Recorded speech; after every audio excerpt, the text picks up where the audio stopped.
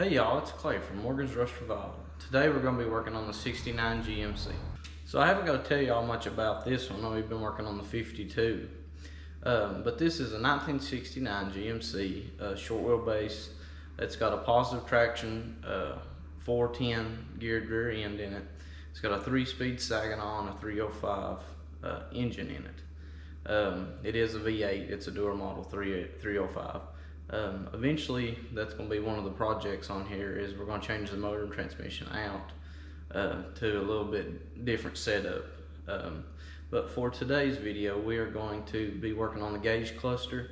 We're going to freshen it up a little bit and figure out why the speedo cable is not working correctly, and also why the gas gauge isn't reading.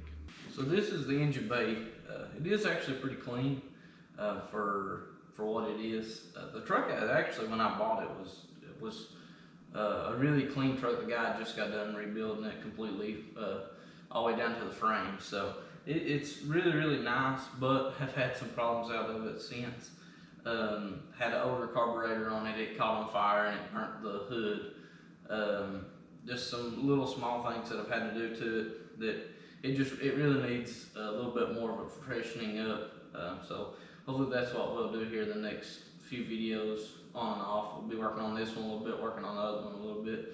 But that'll give us an idea of the different projects that we have. So we'll go ahead and jump in the cab and start looking at it. But the first thing, I've already got the battery disconnected. We'll go ahead and get the battery disconnected so we don't mess with anything and get to taking the dash off. So now we're in the cab of the truck and we're going to go about removing this gauge cluster.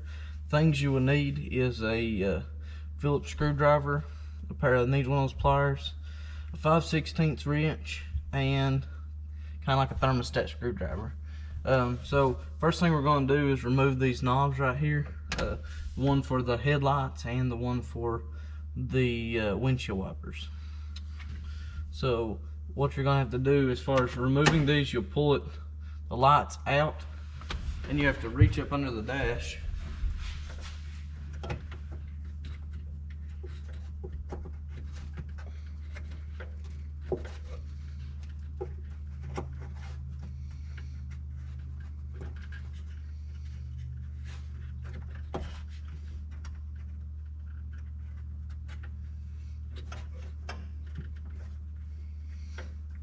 And there's a little button that you just push in on the top of the actual inside of the lights, and it's just a little like rubber button, and it comes straight out.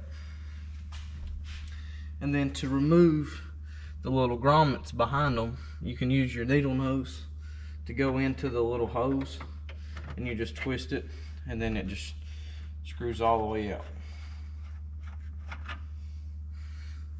So now for the windshield wipers, it is a little bit different than the way the headlights work. It has got a little flat screw up under the bottom of it, and what you do is you just loosen that screw up and it'll slide straight out.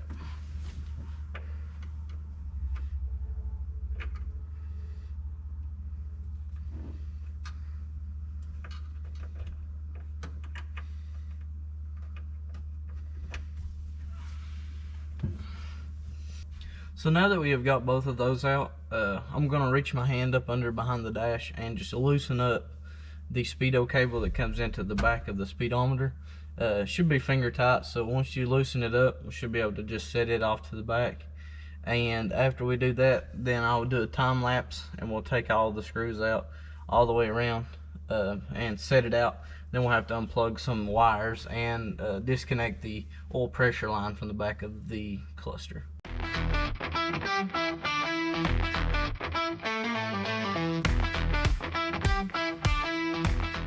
So now that we got all the screws removed, the cluster panel has got this little rubber grommet right here for the steering wheel. We'll slide it up and then it can set out enough so we can get behind it and take loose the stuff that we need to get taken loose, which will be the plug for all the electrical stuff and for the oil pressure line. So as you can see, I've got it pulled out far enough. We'll use the 5/16 wrench to loosen it up, and also down in the floor I set down a rag because you may have a little bit of oil drip out of there, and that you don't want to get that on your carpet. But that's what we'll do. We'll take that loose, and then I'll take the plug loose, and the whole thing should set out to us.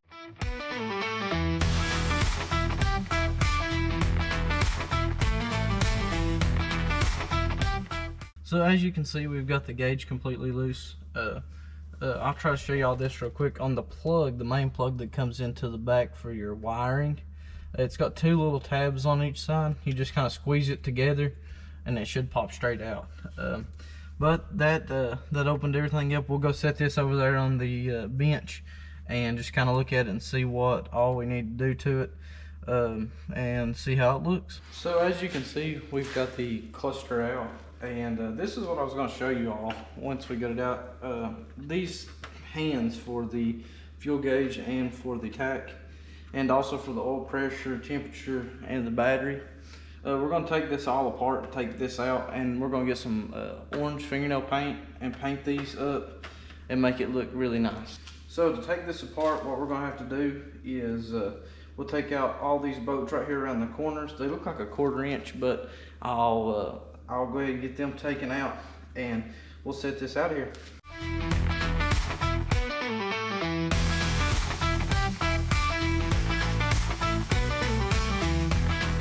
So I have got all the screws removed from the back. It's all these ones on the corner. There ended up being 8 of them. So once you take that out, then the actual back part of the speedometer comes out, which is the part that we're going to need right now. And then what it is we're going to paint these needle hands. As you can see, like this one right here, you can see how it's faded over time, how bright orange it is down here at the bottom, and then it gets really, really dingy towards the top. But we're going to go ahead and try to clean some of this up too while we're in here, make it look good, and may end up getting online and looking and seeing how much the new wiring schematic is and lights for it too, just to go ahead and freshen it up before we put it back in the truck. So as you can see here, we've got the dash set up here. We're going to paint these needles right here. Ended up finding some regular fingernail paint. We're going to see how it works out. It may not work out as good, but it's worth a try, and too, we can go ahead and get it done and put back in the truck.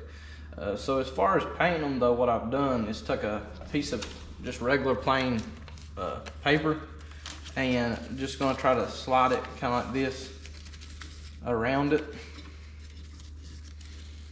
so that we don't get no paint on the actual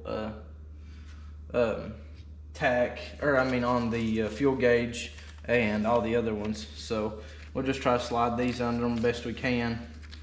These may end up being a little bit harder. They kind of got like a little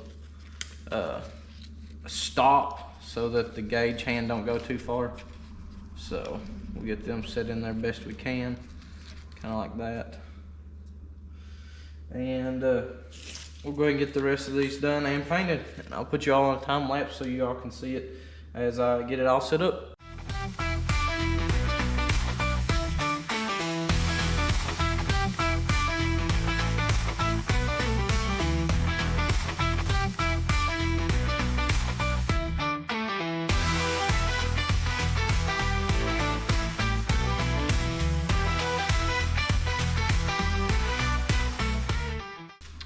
So before we take the rest of it apart, we'll take some regular rubbing alcohol and a cloth here, and I'm gonna clean behind the gauges, so that when we put it all together, we don't have no dust and everything looks real good and clean like it needs to be.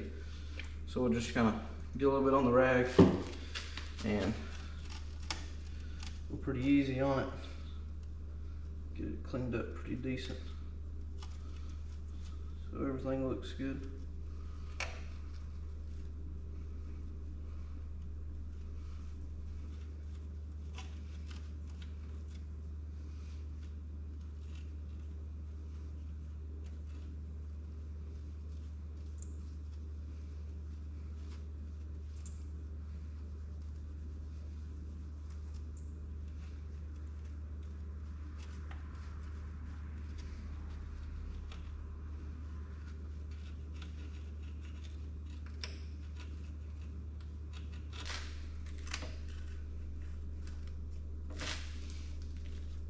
Turned out really well. Just trying to take all these off, still pretty easy. Definitely a lot brighter than the way they used to be, so.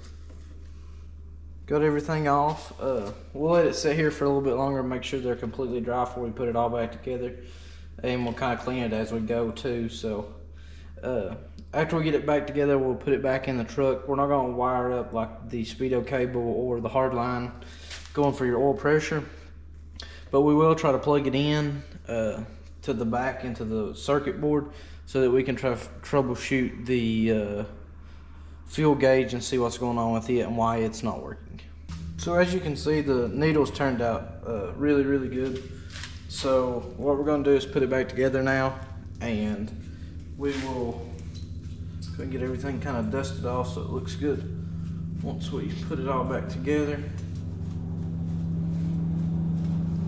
get it put back in the truck. Looks good.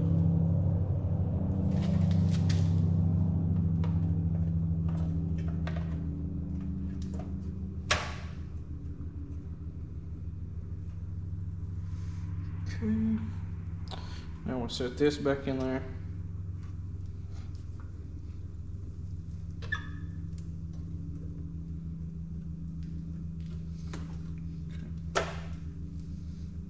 Everything's set down, so we'll go to a time lapse and I'll put all the screws back in. We'll flip it over and check, make sure everything looks good.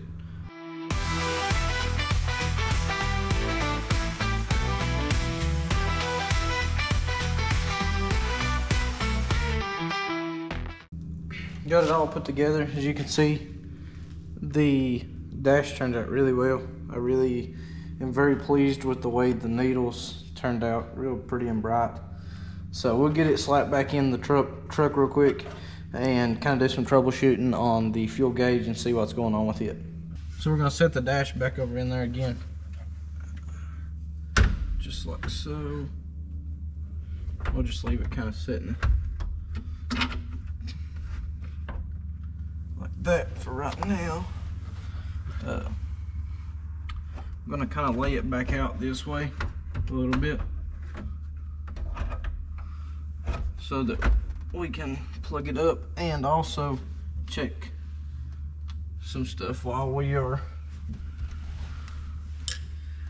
before we get it all bolted back in together. Another thing too is make sure that all the prongs is good before you plug it in, so you won't have no problems out of it.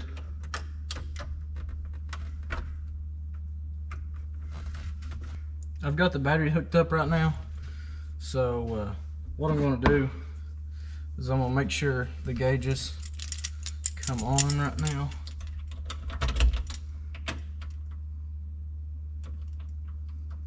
So right now I have the other end of my meter on a hot on the fuse block. So what I'm going to do is check on the grounds. Got the ground there, nothing there.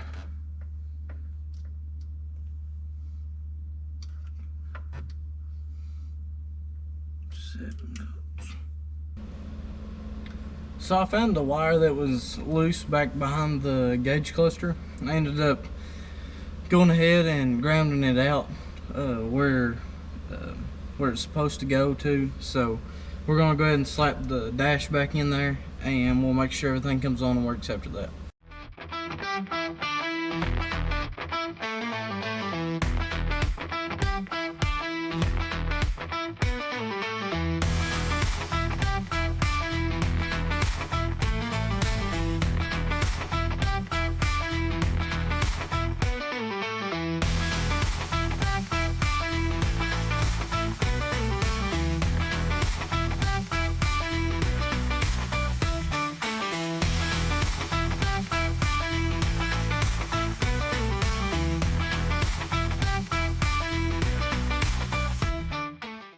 So I got the dash all put back in, and seems that it's working, but I just had a little bit of gas here at the house and really didn't have much gas in the truck. So I'm gonna run down to the gas station, put a little more gas in it, and make sure that the gauge moves like it's supposed to. And what I ended up having to do on the back of the gauge, I don't think it was getting a good ground connection on the actual, for the actual gauge. They'd painted it and hadn't took the paint off of it, so I don't think it was getting real good connection. But it does move. Everything seems to be working the way it should, so we'll turn it on and run down there, and y'all can ride with me.